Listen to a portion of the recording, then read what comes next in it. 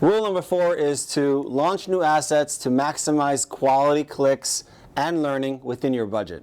Okay, so rule number 1 was to maximize your account reach and potential. Try to cover everything as wide as possible out the gate. Okay, but now you want to try to learn what if that is working. Now you might know what works best for your business offline, what kind of keywords you can make those assumptions, but sometimes in Google Ads there's other issues in play. For example, the auction might be too expensive for your best keywords, right? Or what you think are your best keywords. You might have website issues for that specific product, some outlier, some usability issue that you were not aware of, right, for that specific product or section, okay? Your selection of prices might not be as competitive as you thought in your market, okay? So that would be an issue. Or maybe Google is matching all these weird search terms for those main keywords that you like the best, right? So all these things could be issues. Now, of course, you need to be optimizing your account and keywords and search terms, but when starting, you want to cast that wide net across as many things as possible and get as much learning as possible, okay? So if your campaigns are cat food, dog food, fish food, bird food, dog collars, leashes, just an example, okay? And you know that you want to give a preference to cat food and dog food, okay, because they're worth more to you. Let's say it's worth 10, and these are worth only 5, you know, whatever, random number. And these are worth 3 and 3, okay? For whatever reason, you gave it some kind of weight. Now, in each ad group, you have, again, building systematically, cheap cat food, organic cat food, dry cat food, wet cat food, right? Same thing for dog. Now, you might know that you compete really well on wet food, okay? So when you go to the keyword level and you have to add bids, then you might say, I want to push harder on exact match keywords because those are more qualified. Those are going to match closer to what you want. Then start with buy. So maybe buy dry cat food or wet cat food. You might want to start that at $2, okay, bids. And the phrase match for that can get a little more wild. By nature, phrase can go wider and broader. So that might be only $1, okay? You might say, people looking for the word best, that's really good because I know they want the best quality, they want to pay more. Whatever your assumption is, you might pay more for that. Again, you pay more for the exact match versus the phrase. So this phrase would be 1. If you have that exact match, you pay 2. Fine.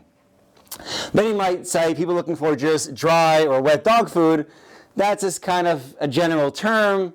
It's not really qualified. You might match a lot of different things. So you might want to just add that at 1.5 for the exact and maybe just 75 cents for the phrase, okay?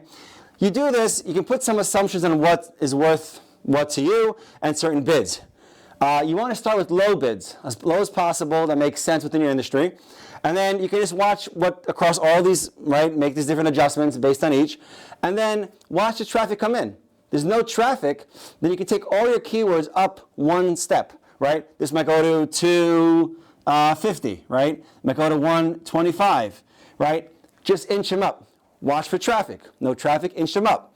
As soon as certain keywords start getting traffic and impressions and clicks, you can assess how good it is. Not doing well, slow those down.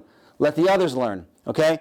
And you're maximizing your learning across as many keywords. Now, if you start seeing the organic keyword pop for you, in cat food, you might want to push organic keywords in dog food or fish food because it might be something about organic food that does well for you, right? And again, this is where a systematic structure from rule number 1 comes into play.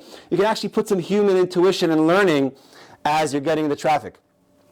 Eventually, you start getting conversions and sales, and you have enough data and information to optimize, to maximize your return on investment. But when learning, you just want to spread as much learning as possible. That's the whole point of having that systematic, wide, broad, maximum market potential, but make sure that also with your bids and budget, you're not putting all your eggs in one basket, right? So you might want to say at the end of the day, you want to see a certain allocation of budget, right, across different campaigns, and that feels right to learn across that, okay? If you hit budget caps, right, then you might have to lower your bids to get more clicks within the budget. And that's a whole other discussion. But eventually, essentially, when you kick off anything new, maximize your quality clicks. And again, quality can be your assessment based on the word buy, based on exact match, based on the qualifier that you deem, maybe industry jargon. Anyone saying using this jargon is probably in the know. Let's use that, right? You know your industry. This is kind of where you can come give that input in the account management. And you know what kind of jargon is not good, so you bid those down.